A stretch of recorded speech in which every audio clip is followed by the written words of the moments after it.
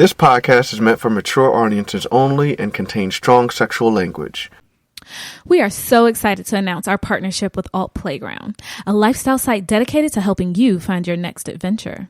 There are a ton of sites out there for non-monogamy, but what sets Alt Playground apart is their emphasis on being inclusive of a host of ethically non-monogamous groups and sexual preferences. So not only will you find swingers on there, but a host of other groups spanning the spectrum of sexual orientation and gender. Hence, the emphasis on alt. When they say they are an open community, they really mean open. So if you're tired of being pigeonholed into a label or looking for something a little different, check out Alt Playground by heading to altplayground.net. Now let's start the show.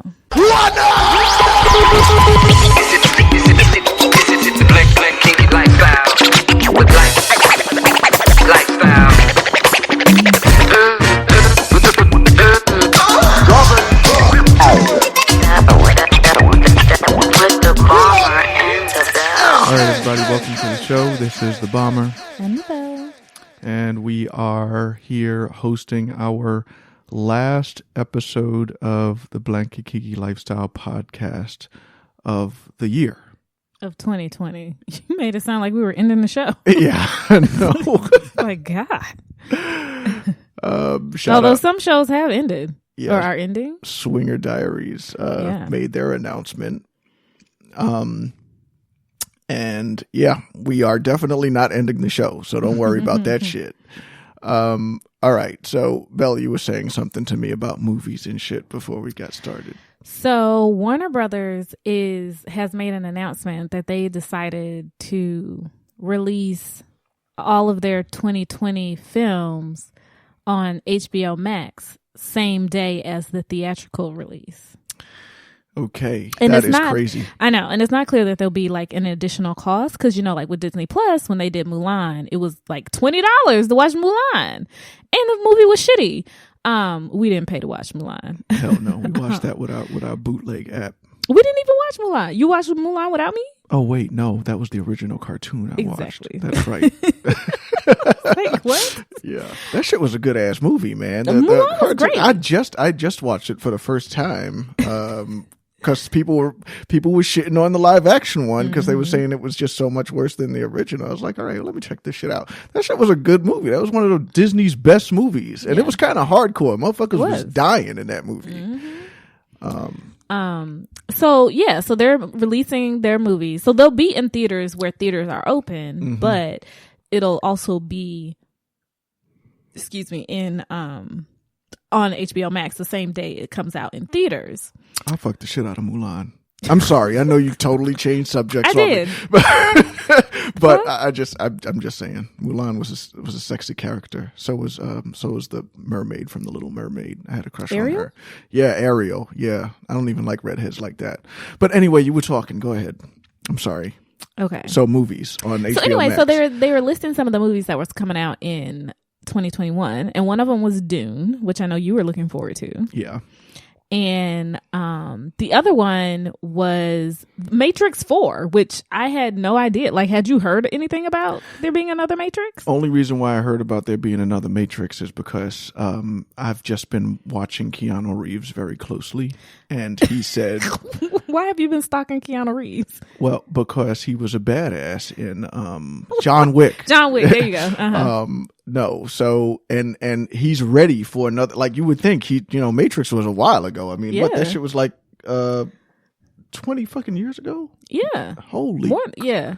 Jesus Christ, 20 years ago, Matrix came out. This nigga is still kicking ass, and he's ready for another Matrix movie.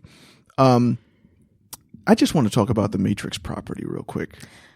Okay, so. Well, my question, I'll let you talk about that, but it's the Matrix trilogy. So how does a 4 get in there? Anyway, continue. I said the same thing about Scream. Listen, you could fit another movie in there. I understand, yes, it's the Matrix trilogy, but I'd say it was one of the most disappointing trilogies because the third movie was just trash. I'm sorry. But the Matrix itself can be a whole universe. There's so many opportunities. Like, I want to know what Morpheus' backstory is. I want to know Trinity's backstory. There's so much history and there's so much lore in that movie. It could be like the next Star Trek.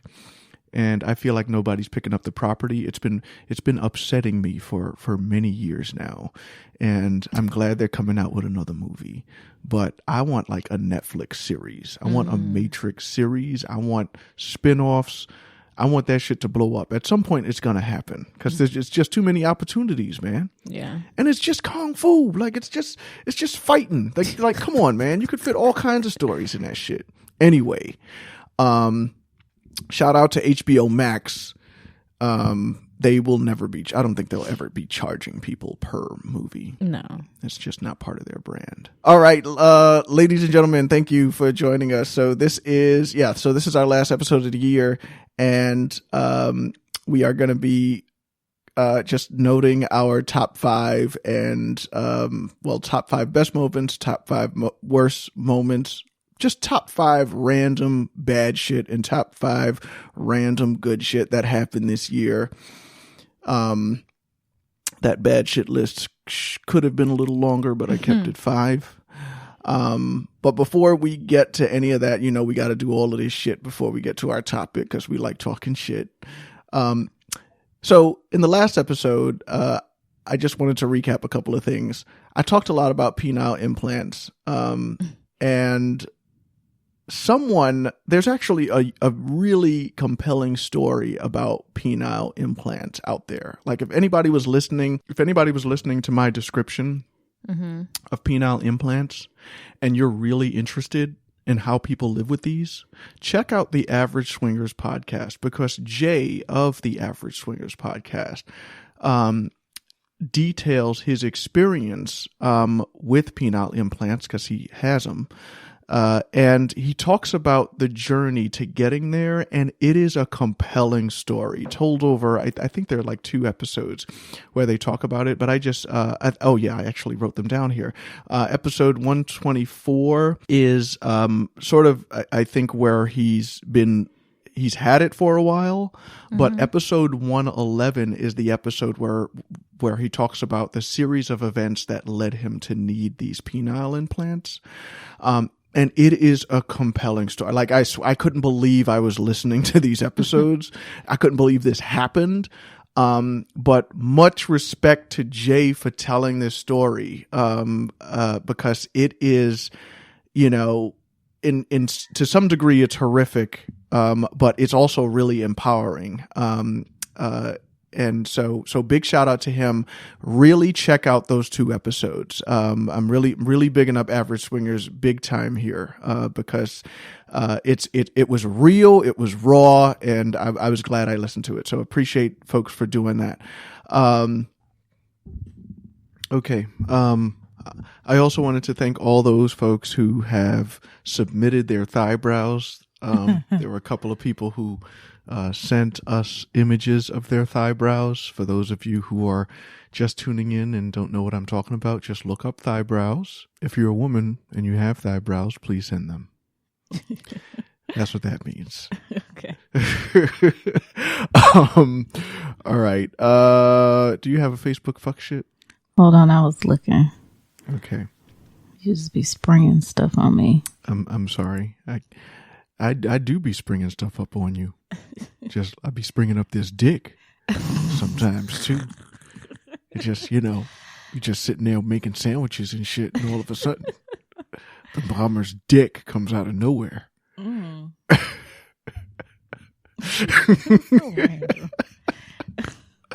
You're there saying grace at the dinner table, and then bow. Well, while you're doing that, I just want to tell the folks at home, if you have an opportunity to look up, this will probably be viral by the time this episode airs. But you guys need to look up Melissa Carone. She's part of these Trump election hearings. And this isn't a political podcast, and I'm not going to share our position on the election. I think we've already done that. Nobody knows who I voted for. Okay. Anyway, check out Melissa Carone, because homegirl sounds awesome in these hearings. I gotta say, it is comedic gold. Like I thought I was watching an SNL skit. I mean, this chick is like, listen, all those votes All those votes are fraudulent. I signed a piece of paper that said I would go to jail if I lied. Did you sign that paper? I don't think so. I love her. She's probably awesome in bed. Why would you say she's awesome in bed? I think she was drunk.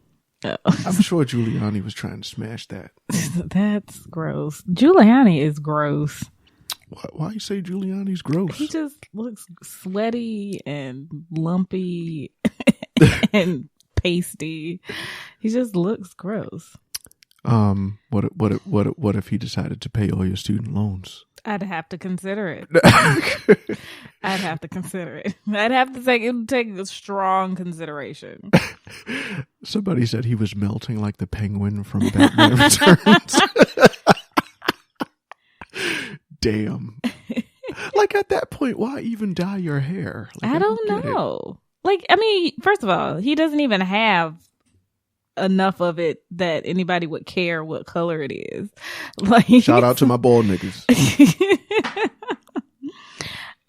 So I don't understand why he would dye. And then like use some drugstore dye that's gonna like sweat out. Like not even I don't even think it was dye. It was like, the spray. Oh, the God, color that spray is just that they awful. have. That's awful. Yeah, I think that was bad. Mm-hmm. Do you have it yet? Yes. All right. So what is it? I'm getting a divorce. Oh, shit. Okay. The final straw was my husband paying for man hookers. Throughout it all, I haven't told anyone, but I want to tell everyone. I didn't sign up for this, and if you knew you were bisexual, you should have told me before we got married and had kids. On top of paying for it, but still, I'm like, why can't I tell people? Why can't she tell people her man wants dick? I mean, I think she thinks it's a reflection on herself. Oh. Like, if she tells people that, yeah, her man wants dick. She doesn't have one. I mean, it's nothing to be ashamed about. Well, I guess she's ashamed because she didn't know, I guess. Oh. First of all, who uses the phrase, though, man hookers? This just... Man hookers. New to me. Right. Wait, so is he just sleeping with male hookers or is he having an affair with men? Did she just specify the hookers? Because maybe that's the part. Specified the hookers. Okay. Man hookers. All right. Well, I mean, at least he's not having an affair. I mean, he's Is that better? I don't, maybe. I mean, he's just paying for a service and then coming home after. I don't know. But clearly she's not bothered by it. Clearly it's not the fact that he's paying for it. It's the fact that he's bi. Mm-hmm. Yes. Yeah. I mean, we've already talked about like women just not being interested in guys who are bi. Black women in particular. Right. Which is a very loaded discussion that I don't know if we're ready to have right now. I don't know about the energy for that one. Yeah, but yeah. So did you see some comments below that or? Yeah. So one commenter said, my dad is gay and my mom tried to change him and it got worse. I don't remember him. I was a planned child and he's the only child, but he's not around. So when she says it got worse, like, did he go out looking for more dick? Like, what does that mean? I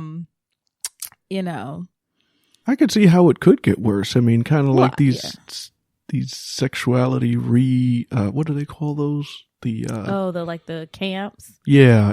I can't remember reorientation or some shit. Mm-hmm. I mean, a lot of people are just saying like he's not bi because she mentioned him being bisexual in her original post that he's just gay. But obviously, if he's fucking her, he likes pussy to some extent. I don't understand why guys can't be bi. Like, I don't know. Why is that? Like, guys can be bi. Like, pussy is a great thing. Like, I totally get guys. Guys who are interested in guys who are like, that pussy thing is not bad. I'm not ready to let that go. I totally get it. Yeah. So yeah, I think there's a real double standard. Like only women can be bi. It's just not fair. Fair. Yeah. Everybody. I mean, I don't personally. I like my pussy. I don't like other pussies, but I could understand why people like pussy. So a commenter asked, is he trying to pretend he's not gay and wants you to keep that a secret? And she said, no, he wants to keep it a secret because he said he wouldn't be with a man, like be in a relationship with a man, just wants to have sex with a man. I could also understand that. Yeah, we used to call those the Down Low Brothers. Right. But there are a lot, but it's interesting. I think I had posted something in Band about this, about a guy, I can't remember what country it was, but apparently he was a staunch, like, Hungary. He was a staunch, like, anti-gay, politician, and apparently he was fleeing a 25-man orgy. Apparently I guess the orgy was illegal, and it got busted like a crack house. And this nigga was running, and I can't help laughing at the idea of fleeing from an orgy. Like, what is that? That has to be a special kind of fleeing. Like, you butt ass naked and your dick is all out. And you're just flapping in the wind, trying to get as far away from the orgy as humanly possible. Wait, this gets more interesting. I'm sorry. I'm just digging in this thread. So he spent $500 on a man hooker and didn't pay the mortgage. Oh, see, now that's a problem. Exactly. You can't be letting dick get in the way of your bills. No. Also, man hookers is that expensive? I don't know what the going price is for hookers, or for sex workers, I should say. I don't know. Maybe they charge by the length of the, maybe they'd get charged by inch. I don't know. But that wouldn't make sense, because don't they charge for like different services? No, but okay. So in all seriousness, the sexier the hooker, the higher the price. Like, oh, absolutely. So I'm assuming like I'm just thinking back, $500 hooker. That's going to be a pretty good looking chick. Like, if you pay $500 for an hour, like that's a good looking girl. And if you're going to pay more than that, it's a good looking girl that'll keep a secret. So I could imagine, I'm just guessing here, that it was a good looking guy. It wasn't just some dude at a rest stop. Yeah. I mean, again, I think this is an opportunity that if they had explored the lifestyle, even though bi men are somewhat stigmatized in the lifestyle, it could have been an opportunity for them to stay together. Well, let me just give a shout out to APG that has been really open with that kind of thing. So, no stigmas going down there. But yeah, I think there is an open stigma against bi men. But it exists in a lifestyle too. So I just want to acknowledge that. Well, thank you for that Facebook fuck shit, because that was some serious fuck shit. All right, it's time for the hit list. Hit list, bitches. I actually posted my hit list my hit list target rather, on Instagram, so people know who it is. Her name is Dominique Fishback. Who was she in? Dominique Fishback was the chick from Project Power and The Deuce. Oh yeah, I like her. Yeah, she got her lips are just amazing. She's one of the few actresses who can probably play a woman at any age. Yeah. She looks like an 18-year-old, but she's not 18. But she can play a grown-ass woman too, so it's weird. She just has one of those faces. Beyond Black Don't Crack, though. It's just ridiculously young looking. Yeah, she has a young face. But those lips, oh my God, those lips, they're so full and plump. Woo! Dominique Fishback, holla at me. Holla at the bomber. Come on the show. All right, who's your target? So I've been watching The Queen's Gambit, which is a good series. I haven't finished it yet. But there's a character, Towns. He's one of the show is about chess. So he's like this chess player. But the actor is Jacob Fortune Lloyd. He's very attractive. He looks better in the show, though, than what he looks like on IMDb. Yeah. But he's just like tall, dark-haired, striking eyes. Yeah, that show was making the rounds. I can't remember the actress's name. I can't remember her First name. thing I saw her in was a movie called The Witch that I really liked. She was in that movie? Yeah, she played this young girl. Oh. Yeah. And she's looking good these days. Looks like her career is going to go far. Yeah, she does well in this series. I haven't. She just has this weird. I don't know. I don't know if it's her eyes or just these expressions she gives. She has these small lips. She looks like an anime character to me sometimes, which isn't an insult. Anime characters are sexy. All right. Okay. So that was our hit list. Short hit list. Oh, hit list of 2 as always. Let us know what you think about our hit list targets, and if you have your own, please let us know. Hit list, bitches. Hey, fellow B&K fans. I know y'all are enjoying the show, but damn, we have to wait a month for each episode? I don't know about you, but that's way too long for me. That is one of the many reasons I support Bomber and Bell on Patreon. They release content on their Patreon every week. I really can't get enough of their Pillow Talk episodes where they get real personal. And girl, it's like having a backstage pass to your favorite artist.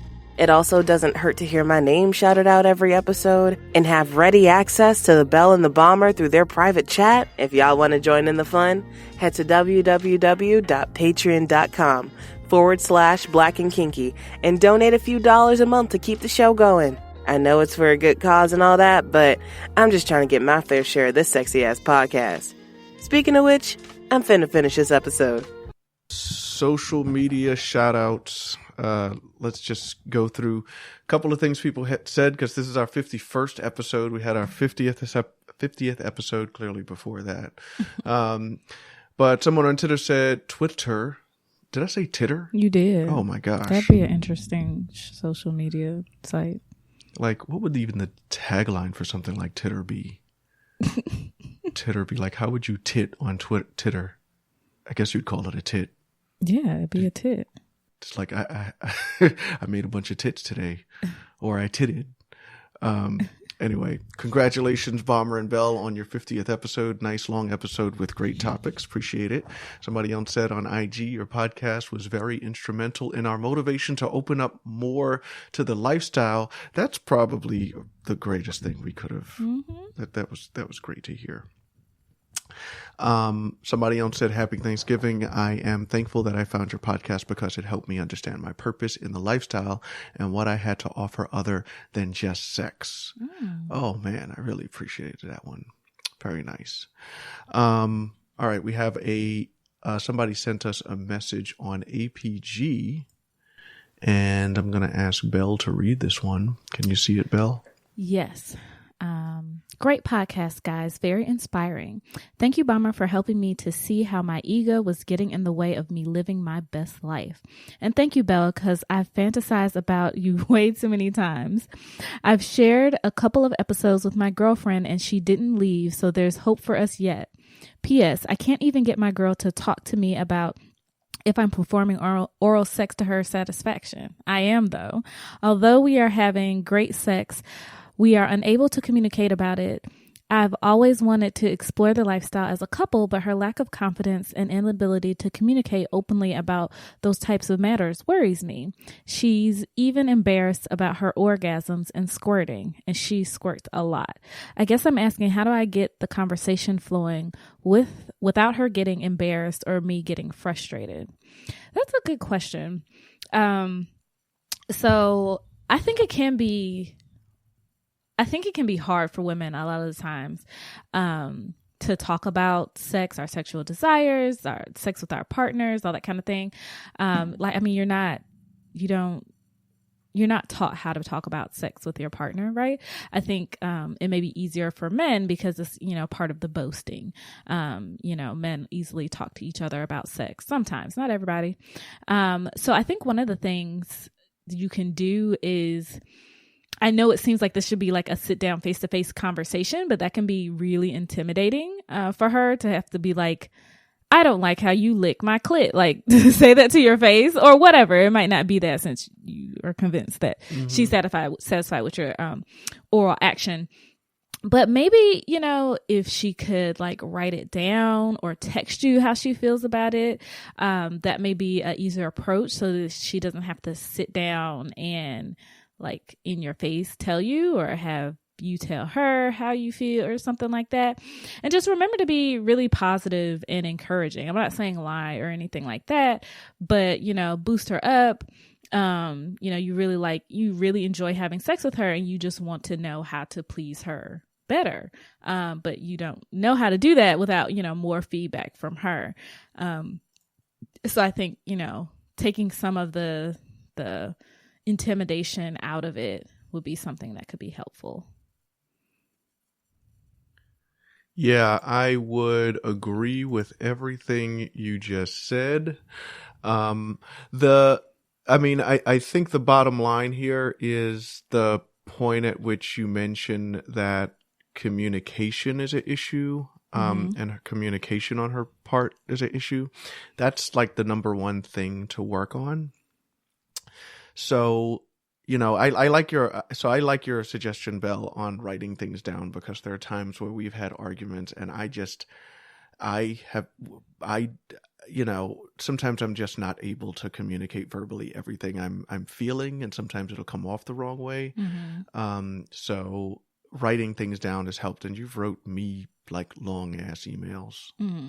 And I think there's a benefit to it because, you know, you write it and then you read it back to yourself, and then you're like, okay, well, you know, you get the opportunity to edit things. And, you know, I think when you're communicating, you can't do that. Like, you could go back, but, you know, you might contradict yourself. Something might come off the wrong way. Right.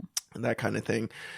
I always also recommend for folks who have a hard time communicating in relationships about, you know, anything. I think, you know, if you get really good at communication, like communicating about sex can come natural, even if it's somewhat of a provocative topic. Sometimes there are certain books that about relationships that can be really eye-opening. I recommend that, you know, couples take the opportunity to read books together, and then, you know, come back together and talk about what they've learned. I mean, some couples are there and some couples aren't, but I know we've done that a couple of times. Yeah. So yeah, that helps. But I would say, to Belle's point, that the communication is your target. Like, everything else can fall into place really well. Yeah. Once you get that communication part figured out.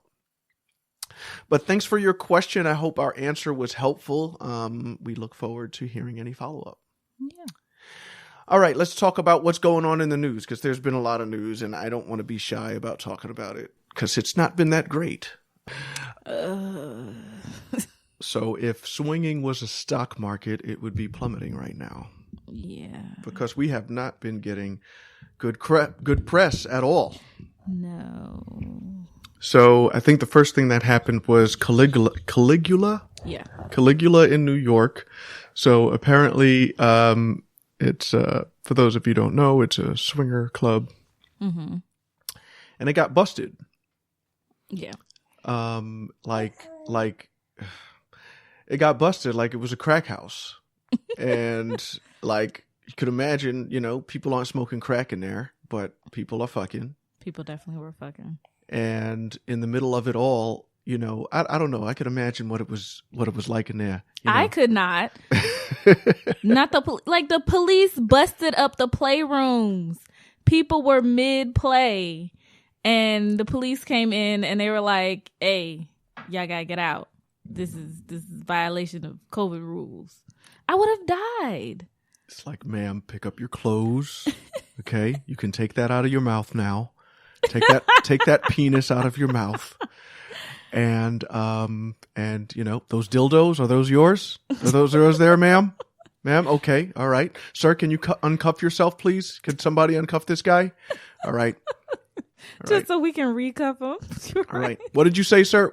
Okay, you need to remove the gag ball now. I can't understand what you're saying. Okay?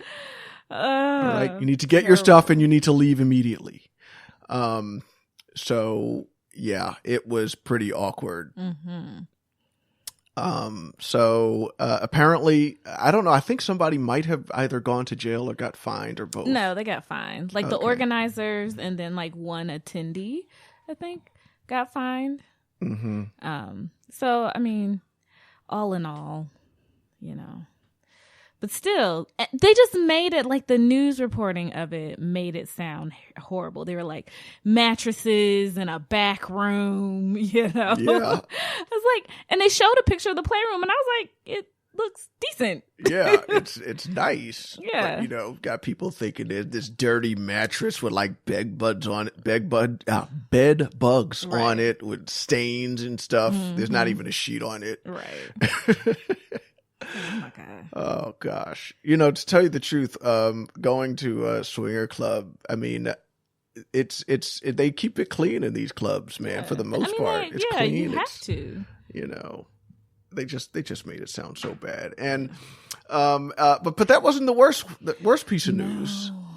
So apparently the folks at Naughty and Nollins, they actually were responsible in the safeguards they put in place, but unfortunately, I think now the count is about 41 infections. Yeah.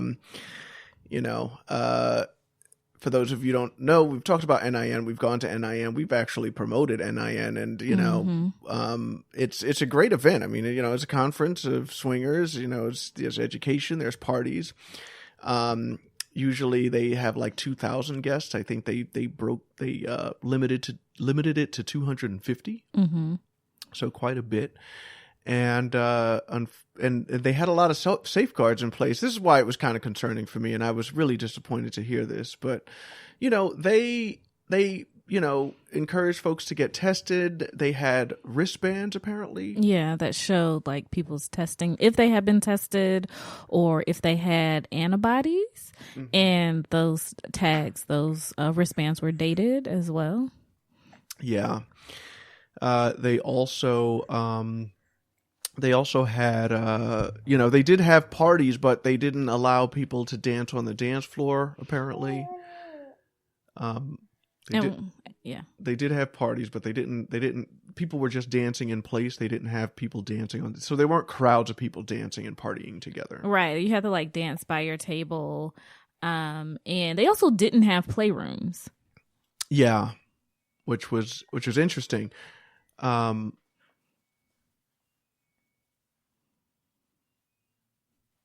I had to wait for that to end. Which was interesting because, like, this is still a swingers convention, and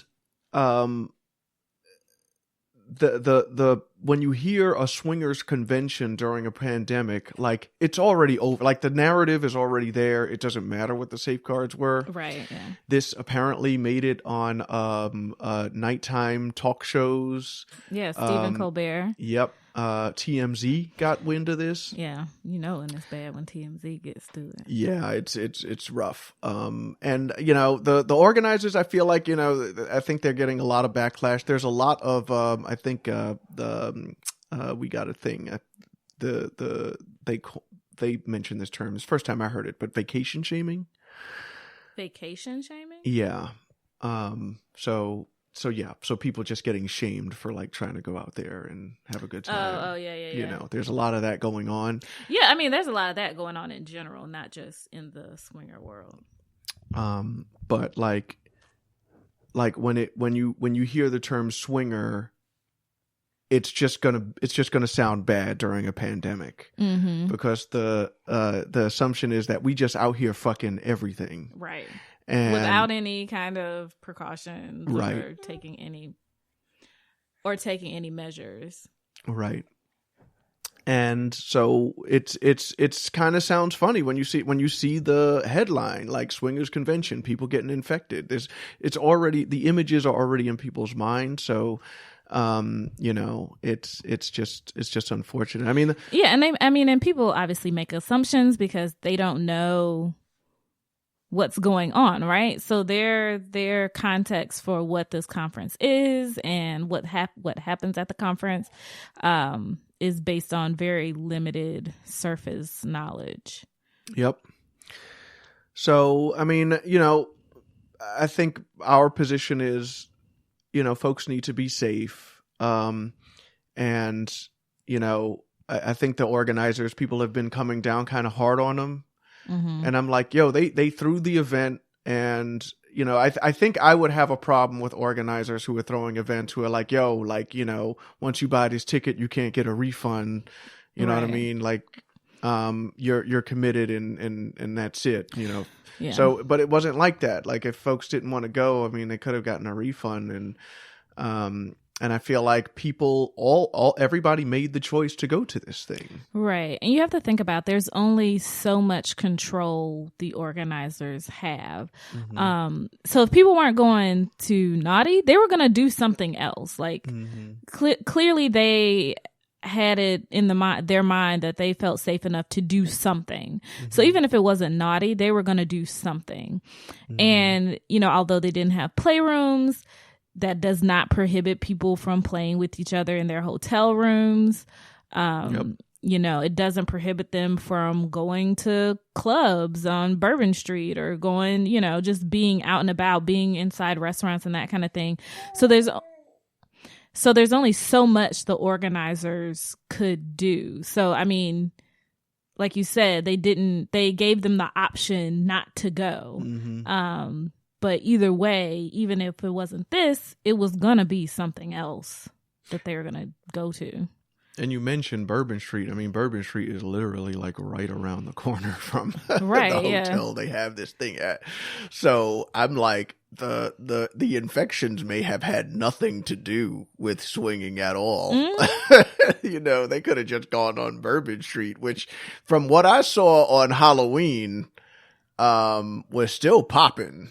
And you know, I don't know. It's hard. So it's just interesting because one thing about the organizers is they could have just thrown the event and just not said anything after, because they were encouraging people to call them, keep diaries of who they were getting in contact with so that they could do contact tracing. And you know, if somebody got infected, they were exchanging information. Like they heard about all the infections that were going down. Yeah.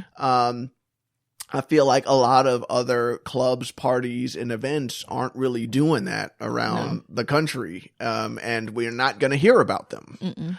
But you know, they really kind of did their due diligence here, and you know, they've been fairly transparent. And they're paying for that level of honesty. And I think that's the most unfortunate part of this whole thing. Yeah. That it's sort of like, you know, I think socially we are promoting people we're promoting or encouraging folks to just not say anything. Yeah. Like don't, if you get infected, don't call us. You know, don't call us. We don't want to get caught on the news. But the thing is, and you know more about this than I do, but when you look at, public health practices in terms of doing things I know there's the scientific term for this, but doing things to help people be more open about it, like destigmatizing. Maybe that's what I'm looking for. Probably it. Yeah, but you're supposed to destigmatize whatever it is so that people will say, hey, you know, I engaged in this risky behavior. Right. And even outside of COVID, that's something that we should be doing in the lifestyle community, period. Right? So because it's a higher risk activity, we should be actively engaging in harm reduction. Right. Harm reduction. There it goes. Yeah. We should be actively engaging in harm reduction. And so what isn't a part of harm reduction is shaming. Right. And shaming and stigmatizing.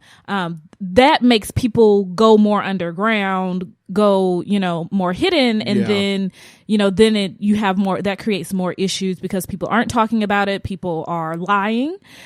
People are keeping things from, you know, their partners, and that kind of thing, which does not help anyone. Yes. Jesus Christ, Belle. Yes, exactly. Yes. So much. Yes.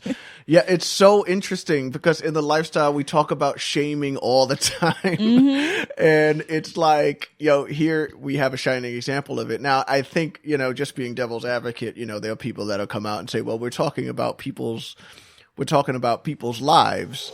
And I understand that, although I don't think anybody died from naughty.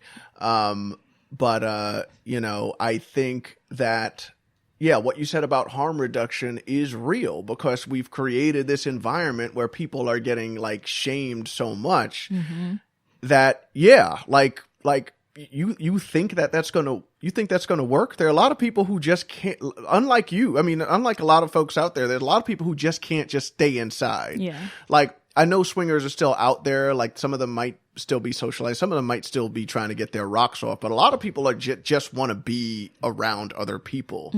And this has been going on for a long time. And I feel like public health has been sending these really extreme messages. Certainly when it came to Thanksgiving, just don't travel to see your family. Like, don't do it. Stay home. And it's like, well, okay, that is one position. I'm not going to do that. So for people who aren't going to do that, can you please provide some guidelines, some alternative guidelines? Because what's happening is people are just rejecting these extreme guidelines, and they don't know what to do after that. So they end up being really like not careful. Like, we had Thanksgiving outside. I mean, that was our harm reduction step. And we had people wearing masks indoors. That was a reasonable step. It was really unreasonable for me to tell our parents who've been locked in and haven't seen their grandchildren for a while and just really wanted to see their families, to say, you know what, Thanksgiving, Christmas, we're not going to see each other. You're not going to be able to hold your grandchild until next fucking Thanksgiving. And so a couple things. The mental health aspect of it is real.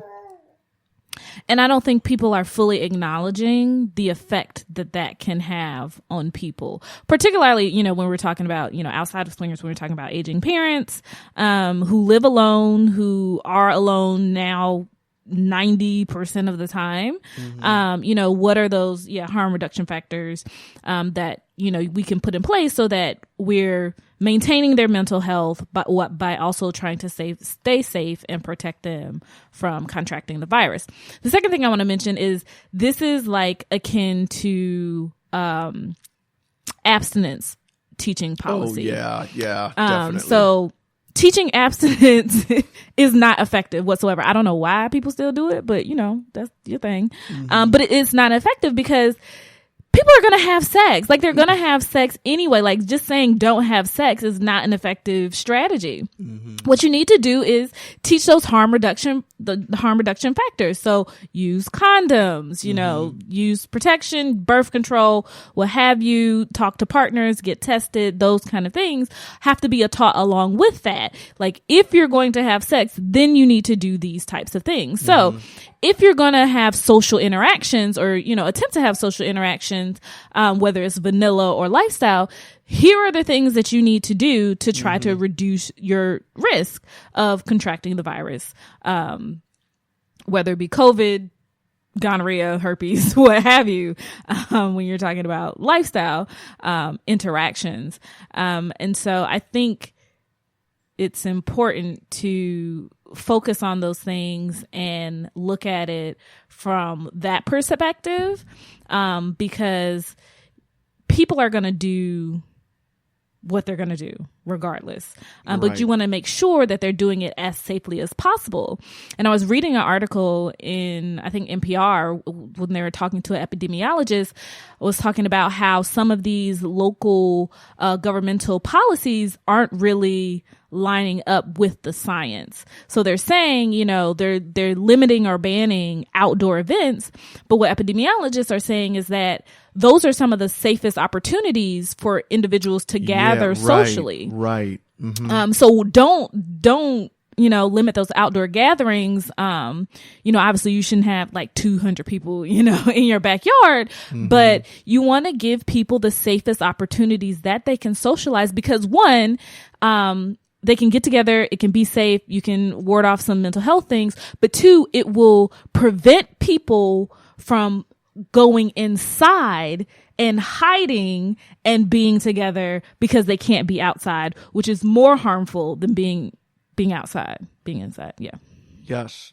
No, that is a great point. I love the comparison to abstinence. And it reminds me when you look in the CDC website and they start talking about STDs and they say, well, the safest way to prevent STDs is to just not have sex, Right. which is like the most useless information you can get. It's Right. like, okay, great, I'm going to have sex. Now, please don't abandon me. If that's what I'm going to do, give me some other things that I can do. And I feel like that conversation has really been missing. Yes. When it comes to the COVID, COVID discourse. All right. Thank you for that, Belle. You were great. Thanks. Sure. Okay. So just a quick shout out to our band of not bands. Our Patreon members. What is going on with me today? All right. AMCD, D, L, Lene, Arnar, Renee, Vision, Rizzy, Jeremy, Mike, Jill, Texas. Gil. You always say Jill. That's a G. G. Oh, Gil. My bad, Gil. Like Johnny Gill? Yeah. Oh, okay. Got it. All right. So Johnny Gill, Texas Bama, Redonia, Clifton, Brown Girl, Brown Girl. I'm really appreciating her contributions. Silverback, Mr. B, Chadwick, and Ricky. One of y'all motherfuckers found us on Cassidy. Oh, really? Yeah, somebody found us on Cassidy. I'm not going to say which one it was, but somebody found us on Cassidy, and they were real slick with it because they were like, I think they requested our friendship or whatever, and then, they shared their backstage pictures with us, and then I was like, okay, sometimes I like to pay it forward, so I gave them access to our backstage pictures. It doesn't have our faces in them, but we got some graphic pictures in there.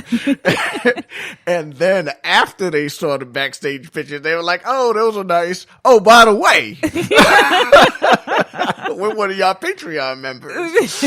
Like, oh, okay. I mean, I probably would have did the same thing anyway, but that was some slick shit though. I mean, we post stuff in the band too. Right. Yeah. I don't know if we post anything as graphic as we have in our backstage. See, now that I said that, it's going to be interesting on Cassidy to see how many people come after us on the backstage passes. All right. Band spotlight. All right. So I feel like I forgot to do something here. I think I forgot to do. I'll come back to it. So in band, I had asked people. Actually, somebody had listened to our last episode and had some questions about specific topics we might want to cover in our next season. So I'm just going to read them out here because I have some responses to these. So the first one is, how shitty do you feel when you have to cancel a play date due to childcare issues? So that might be a topic we broach because maybe we might be in a position where we cancel a play date when we hate canceling. I mean, we going. We'll figure it out. Yeah. I mean, more than likely, if we're going out, my mom's babysitting, so like she wouldn't cancel on us because she'd just be here. Yeah. But it's still a possibility that would happen. Yeah, and I would feel shit. I mean, I feel bad canceling stuff regardless. I mean, there was a Halloween party that I was supposed to throw that got canceled, and I felt horrible about it. But I had to cancel it because I couldn't have it outdoors, and we try to be safe. But we haven't had an LS date cancel on us because of childcare. I wanted to mention that. That hasn't happened yet. No, we've had for some other bullshit reasons. Dumbass reasons, for real. But not childcare. I actually would feel not as bad if it was a childcare thing that they canceled on. But I think when we do get stood up and it's like some bullshit reason, like that's what pisses us off. Right. Now, but I have a question for you, Belle. So let's say somebody, because this happened before. So somebody tried to get childcare. They couldn't get childcare, but they decided to have the play date in their house with their child in the house. No. I'd rather you cancel. Right. To tell you the truth, I'd rather you cancel than for me to get caught like licking honey off of your wife's ass by your 5-year-old. I would hate for that to happen. Mommy, who is this strange man? Why is he licking you? Like, how do you even explain it? Well, Winnie the Pooh, he likes honey too. Doesn't matter where it is, son. All right. So the next one is lifestyle can keep families together. Now that we have a child, have our views changed? Is it still important? So the LS can keep families together. I can't remember if I said that exact thing, but I sort of recognize the idea. Mm-hmm. So I think that my ideas around this have changed a bit, but only in the sense that I'm a little bit more general. So I think when I say the LS can keep families together, I mean like the honesty around when it comes to LS. I think in general, like ethical non-monogamy and some of the honesty that comes with that, I think can keep families together, because I think families often break apart because of the dishonesty. Yeah. And I think especially, for families who have children, I mean, I don't think it makes a difference, but now that we have a child, like I feel better prepared to talk to my child about intimacy and about truth and about, living their authentic self and how that should carry into relationships, because I think unfortunately the norm is to pretend in your relationships. So we had, I don't know if I mentioned this before, but a few weeks ago we had a couple friend of ours come by who's engaged, and we were watching. You weren't in the room. I think you were upstairs taking care of the baby. And we were just watching TV. This was before the election, but I'm going to say her name wrong. Kamala? No, Kamala was right. All right, Kamala. I feel like I've always been saying that. People be like, nah, you're wrong. You're wrong, nigga. So I had made a comment like, we were watching watching something on television, some news or whatever. She came on the screen and I just made a comment like I always do, that Kamala is hot. She's attractive. She's a sexy woman. Yeah. And she's like the female partner, and this is a vanilla couple. She's like, what do you mean she's attractive? Where's your wife? Like, what's going on?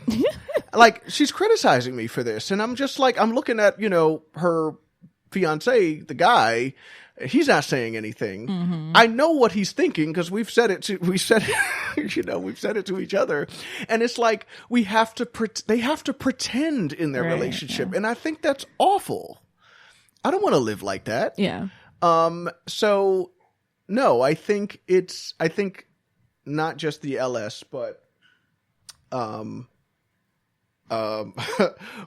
but not just the LS, but I think any relationship structure where you can be honest with your partner and you can communicate with them openly about what you like sexually. I think that that's a great thing.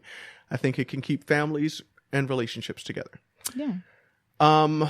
There is another question here. Will we let our do our health professionals or healthcare providers know about our lifestyle? Would we be willing to share the conversation we have with our healthcare providers about that? So yes.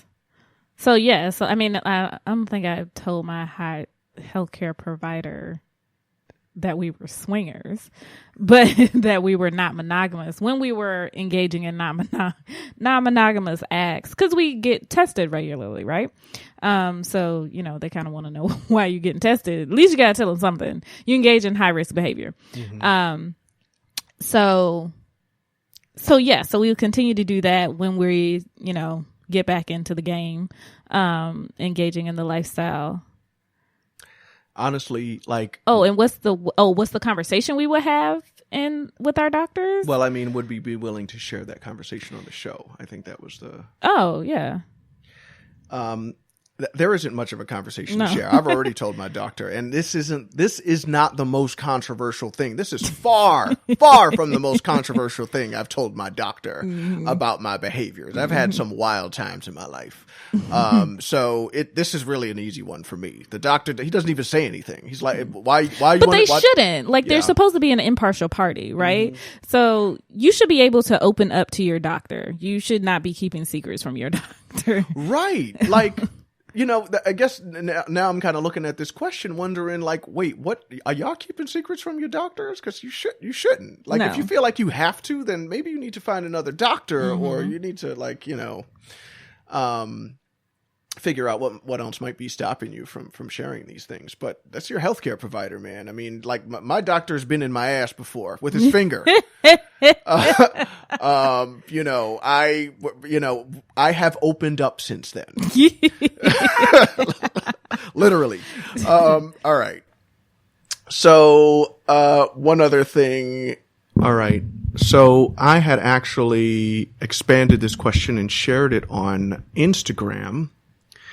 And there were some people who had shared some suggestions for some of the topics they wanted to hear us talk about in the next season. Oh, this one I wanted to read. This was a long one, so I'm going to talk about this one for a while. Okay. All right. So this person says, stop using the N-word. You can't do a podcast on racism in the lifestyle and use the N-word every few seconds. Just some sound advice. Topic-wise, sustainability in the lifestyle. We've been in it for many years. The key for us is quality and not quantity. You have to have a standard. Another one would be how we as Black people act within the lifestyle. It is not a free-for-all. There is a respect aspect in the lifestyle. That is one reason why we will never go to Mocha Fest in Hito. We have to know how to act within the lifestyle. Also, you have to be in shape, height, weight, proportional. Okay. Well, nigga. Let's break this down.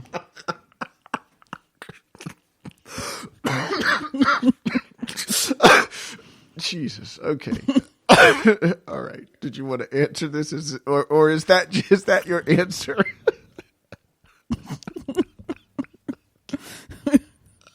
I have some other thoughts ruminating, but you can start. Okay. All right. So, okay. So let me first say, thank you for responding on Instagram, to our question.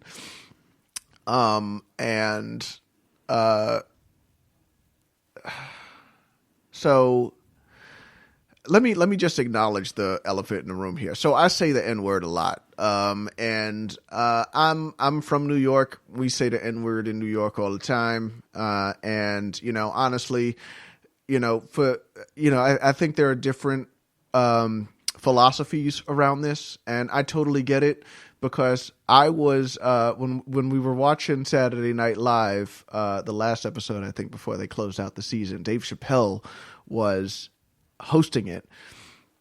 It was niggas flying everywhere. Yeah, he was saying it a lot. And I got to say, there were a few times I cringed a little bit, because it was like like Dave Chappelle, he could say nigga. I mean, you know, he's Dave Chappelle. Mm-hmm. And he's Black. And yeah, it's a double standard, nigga. So, and so I could just say, you know, we're all trying to grow. Me saying the N-word less is not a priority for me for this show. So I'm just going to say that off the bat. If it's something you just can't tolerate, then you can, there are other Black podcasts out there that don't use the N-word a lot. Certainly not as much as we do. Mm-hmm. So I'd say that. I'd also say, I don't know if this is a podcast about racism in the lifestyle. I mean, we've had episodes on it, but that's not what this is really about. So I just want to say it there. I did have a follow-up question to this, and it's because I got strong Uncle Ruckus vibes from this comment, and I don't know if that's where this person was coming from, but I got strong Uncle Ruckus vibes. Now, for those of you who don't know who Uncle Ruckus is, Uncle Ruckus was a character that was on the Boondocks series, animated series that was on the Cartoon Network's Adult Swim a few years ago. This was about a black family that was, living in a suburb suburb. What the hell was I saying? I don't even know. Suburb? Is that what I say? So there's a character on there called Uncle Ruckus, who's this black man that is like super critical of black people to the point where he worships white people like they're gods, right? And so he has a lot of criticisms for black people, and that's what this sounded like to me. It sounded like that quintessential black person who is just so fed up with other black people. And so the follow-up question I had to this was, what do you mean how black people act within the lifestyle? What are you talking about? I don't know what that means. What rang in my head was respectability politics. Respectability politics? What do you mean? So this idea, if we just act and be better, like we wouldn't have the problems that we have. So if we would just dress nicer and, pull our pants up and not use ebonics and, treat the white people real nice, then we'll get the same treatment in the lifestyle or otherwise. Yeah. Which is bullshit, but Right. Because, as long as there's one black person who's not following that rule, we're always going to get. Yeah. And there's always going to be one. Always. And the thing is, every other race has them. I'm going to say this in the least political, respectable way possible. Every race has their niggas. Yeah. Every race has them. And if y'all don't know what I'm talking about, you're lying. Every race has they have some people who are doing quite well, and they have some people who aren't doing quite well, and they have some people who are on some ignorant shit. Like the Chinese have it, the Koreans have it, the Indians have it, white people have it. The first niggas in the country weren't even black; they were Irish.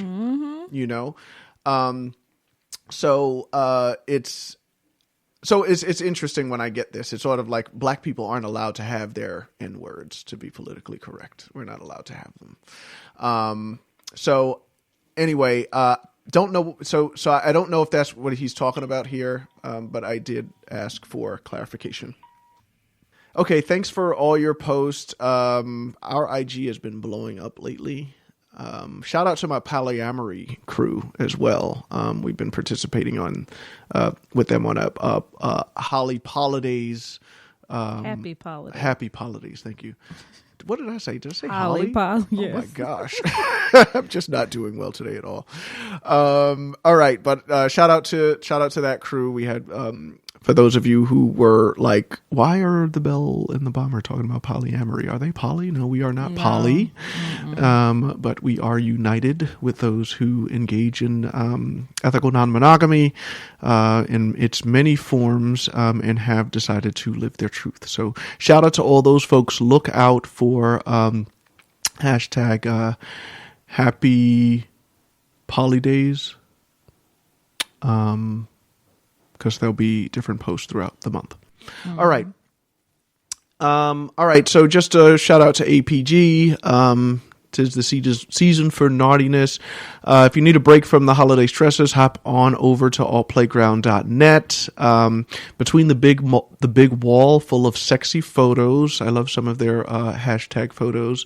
Awesome entertainment from over 20 sex positive podcasts and fun features like video chatting. You'll find ways to decompress and get back into a sensual mindset. So holler at them. Check out Alt Playground. So our topic today. Finally. 5 top and bottom random shit that went down in 2020. You want to start with the top good things or the top bad things? I always like to end on a good note. Okay, so we'll start with the top worst things. Mm-hmm. Okay. So each of these is 5. So number 5 worst moment of 2020 was at an Amore Getaways house party. Something happened, and I feel bad about it every time I think about it. So there was a swinger. It's not a swinger pole. A strip pole. A stripper pole. Stripper pole. What is wrong with you? I don't know. Is it the wine? No, it's not the wine. You sure? I've just been. It's been hard for me to get my flow together, man. We've had to do this episode in chunks and shit. Like, having a baby in the house is hard. All right. So, anyway, there was a stripper pole, and we had a stripper pole dance contest. Yes. One of the folks who was participating in this dance contest had spoken to us before the party even started about, possibly participating in this pole dance competition. And she had a bad experience with dancing on a pole and it breaking. And she didn't want to have that experience again. And I assured her that we would be checking this pole before the party and making sure that it was sturdy and secure so that she can participate in this competition without the pole being damaged or, resulting in a fail. And, we check it before the party, and I'm like sending her messages like, hey, the pole is secure. Check it out. And so it comes down to the end of the night. This was like one of the last activities we had. This was More Getaway's house party, 90s pajama jammy jam. And she gets on the pole. Our friend gets on the pole. She had this sexy pair that was doing this dance. And the pole breaks. And I felt horrible when that happened. I couldn't believe it. My jaw dropped. It was such controversy, and it screwed up my credibility. Because she was like, told you. Yeah. Told you. I felt horrible about that. But we did test the pole before. I'm not sure exactly what happened. But we tested the pole. See, the thing was that we tested the top of the pole. I was focused on the top because when you see videos of pole fails, it's usually the top of the pole. But the top of the pole was fine. It was. The bottom of the pole is what completely lost its grip on the ground. So this chick was doing her little, I don't know what move it is when chicks kind of grab it with their hand and spin their body around. And but she spun herself around, and the bottom of the pole also decided to spin with her. And it resulted in this weird image of this spinning pole with this girl on it. She really did play it off, though. She just kept dancing like it wasn't even happening. It was fine. But yeah. The pole broke. Yeah, so pole breakage. That's my number 5 worst moment of 2020. All right, do you see the number 4 moment? Number 4, the movie that should have never been made, which was In the Swing of Things, which was the worst, not just the worst swinger movie we've seen, but it's probably just one of the worst movies, period, that we've ever seen. It's the worst movie I've ever seen in my life. Shouldn't have happened. No. Shouldn't have happened. Cats was a bad movie, but I feel like there were some mistakes in that movie, but there was it was like somebody was really trying to fuck over the audience with this movie. There were just some bad judgments in Cats, but in this movie, it wasn't just bad judgments. It's like somebody just shitted all over the script and the editor. And they just didn't want to finish this movie. Horrible. Shouldn't have happened. Nope. This is a bad year for swinging. Third one was the exposure of Will and Jada. What did Jada call her situation? A situationship? Yeah. So her situationship, I feel like it was a different thing she called it. No, she didn't call it a situationship. No, it wasn't. What was it? Oh, God damn it. What did she call it? It wasn't a situation. She called it a, yeah, we got to, because people going to be listening to this. Y'all motherfuckers don't remember. Entanglement. Yes, the entanglement. So their entanglement just exposed some ignorance about sexuality, relationships, and intimacy. You remember that? I do remember that, and it was terrible because I was on the Facebook groups, and it was just a lot of nonsense going down about Will, about Jada, about August. Yeah, and I don't even know why I be reading those comments because they always make me mad because somebody's gonna say something stupid, and I'll be like, it's not stupid. They're just uninformed and ignorant. Yeah, I don't know. I feel like our economy has gone from the information age to the just outrage age, where like people are selling outrage, like, and making a killing off of it. Yeah. All right. And number two worst moment of 2020 was all the bad swinger press we've already talked about. Yeah. We could have done without that. Yeah. Yeah, swinger, it's just been awful. Like, yeah, it's really unfortunate. And I thought 2020 was going to be the year. Like, really did. Things were going to take off. We was going to be going all these places. It was going to be happening. And none of that happened.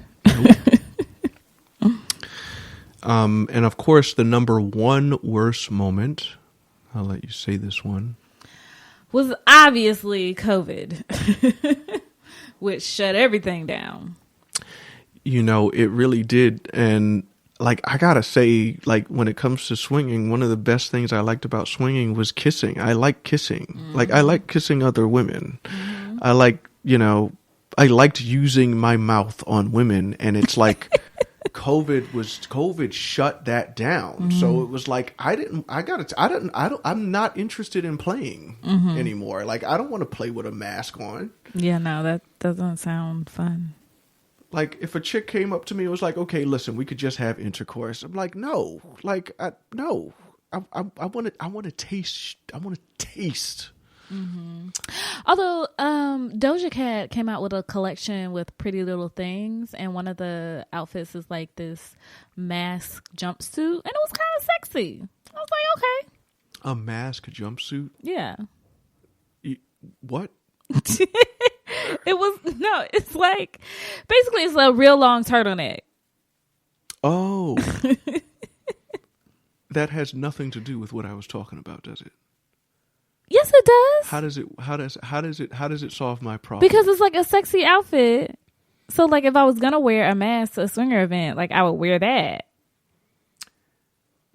Okay. So Belle, like, the problem it made sense to me. No, listen. No, because the problem isn't looking sexy. Like, you could look sexy in a mask. Like, you just, like, you get a mask with some rhinestones on it or whatever. And then you have a lingerie on. Like, looking sexy isn't the problem. It's just, you can't do anything with your mouth. Yeah. That's the, but I mean, you know, I don't want to take the jumpsuit issue away. I just need to see what it looks like. That's why I'm not excited. I don't know what it looks, because you're just talking about a long turtleneck and nothing about that sounds sexy to me. See? Oh, it's like a little ninja outfit. Oh shit, this is sexy. See? Damn, it's like the whole body is covered in a legging. That's what it looks like to me. Like, it's just one big legging, and like it goes up to your eyes instead of up your leg, like up your thigh. It just goes all the way up to your eye. That's what it is, basically, ladies and gentlemen. Just a giant legging.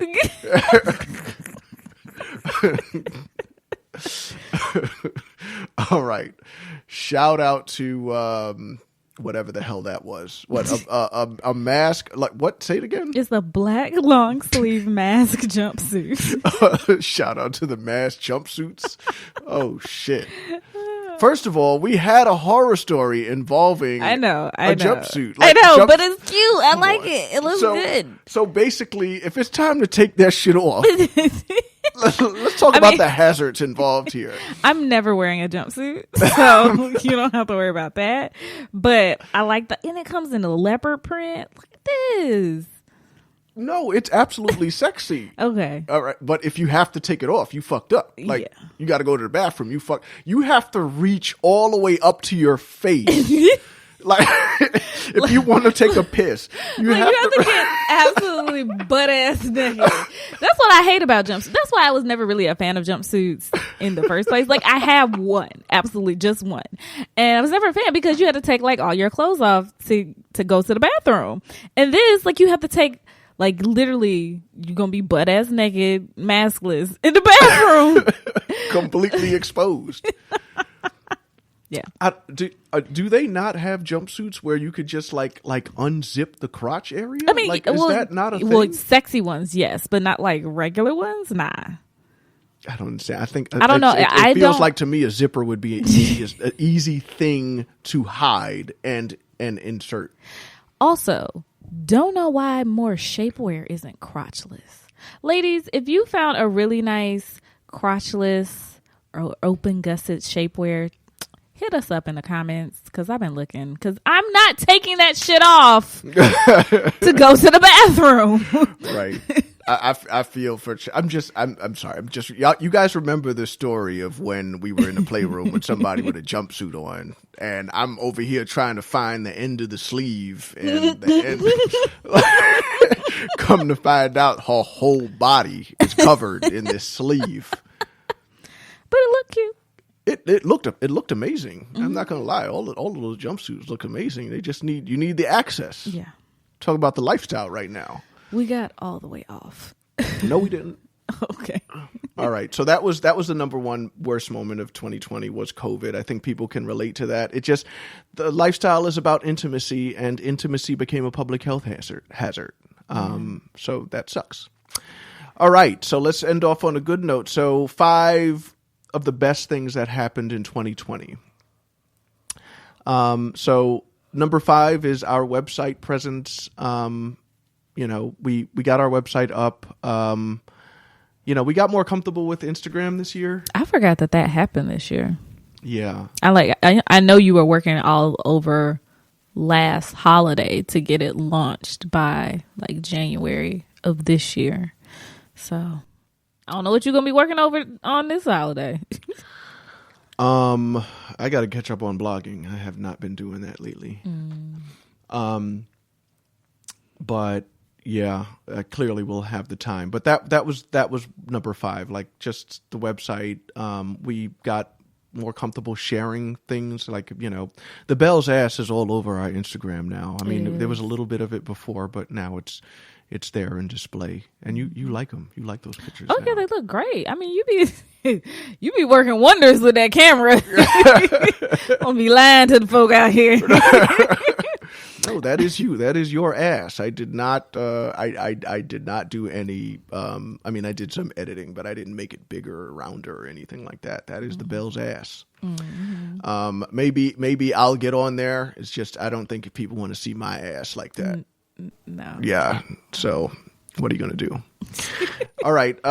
Number 4, we got some more partners. So who are our partners, our new partners this year, Belle? Yeah, we got Sidney Rose Intimates, which I've featured some lingerie on our IG from her. And also APG. We've talked a lot about them in the past few episodes with Alt Playground, their website, and maybe some fun things coming up soon with them. Yep. And we'll also have some more sponsors coming soon. Yeah, we're still in talks with folks, so I'm excited about that. I mean, we got to 50 episodes this year, and it's clear that people know of us. Whether they listen to our show religiously or not is another story. But B&K is out there. We out here. All right. So number 3, our podcast. Our podcast interviews with other podcasters and other people. So we really kind of took off with that this year. So this year we interviewed The Sweet Life, Mixed Nuts, Bedroom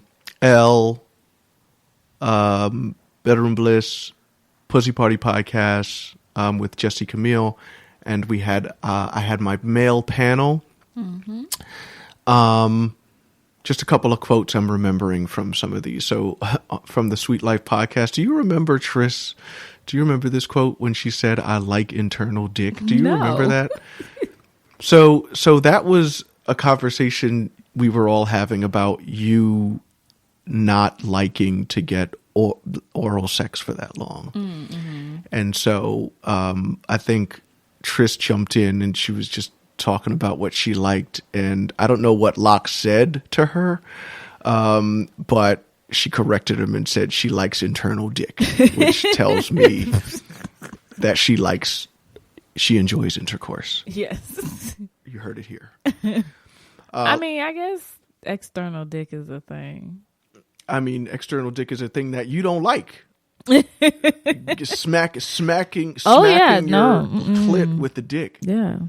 What about, you know what I always found sexy? Like right before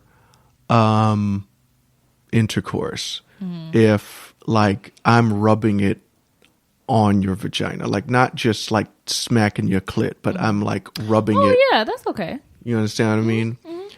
Or like, let's say you're on top of me and you're just kind of rocking back and forth. And so you're using you know what I mean? You're using your lips as sort of a stroking method. I think that's like really, really, really sexy. That is external dick. Okay. I can get down with that. All right. External dick. Yeah. Also, ass jobs, which like, I guess people don't use that language, but basically, like if I'm behind you, I do this sometimes, and I don't even know if you realize it. Oh yeah, I'm using your ass cheeks as a grind, like you're grinding up against me. My dick is right between your ass cheeks. Yeah. That is external dick. Okay, that is sexy as fuck. I'd like to hear from other folks. If y'all know what I'm talking about, holla at me. Just give me a shout out. Locke's impression of Morgan Freeman in that episode was also pretty funny. I do remember that. Mixed Nuts podcast. So when Brenda said that a guy told her that he wanted to eat her ass raw, I just thought that was hilarious.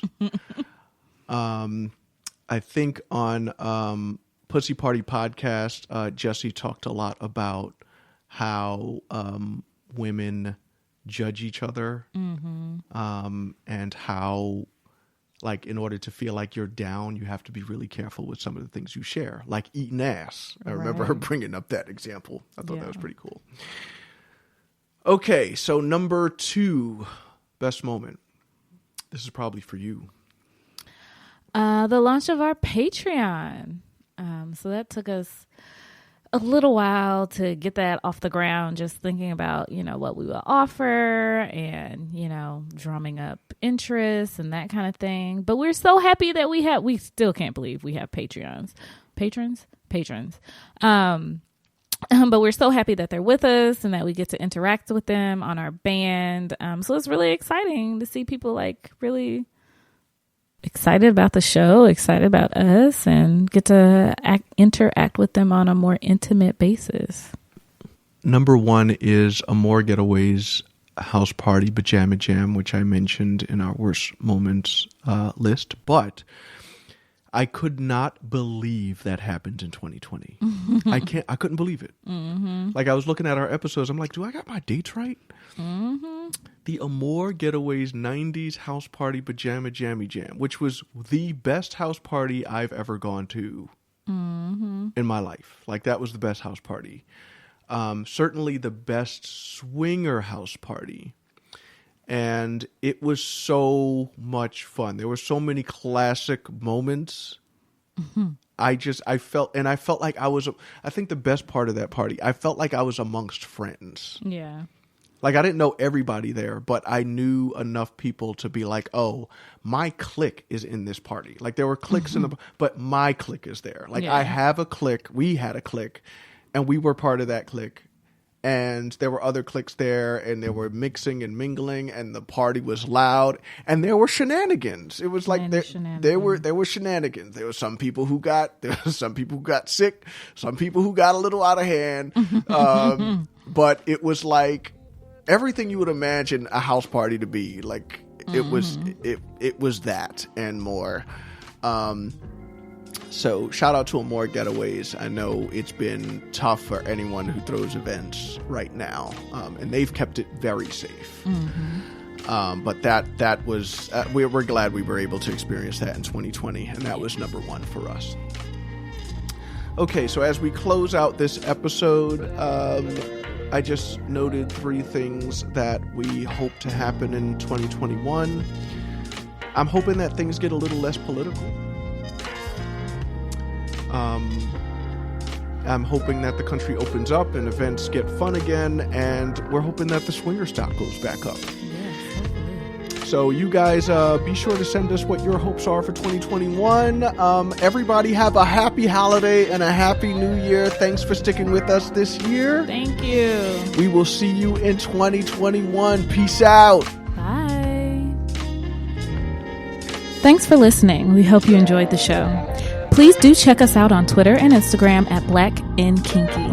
You can also find us under the same name on Cassidy, APG, Amore Getaways, and Patreon.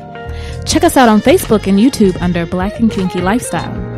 Feel free to email us at black_kinky_lifestyle@gmail.com or call and leave a voice message at 937-462-0744. Bye. Black and kinky lifestyle.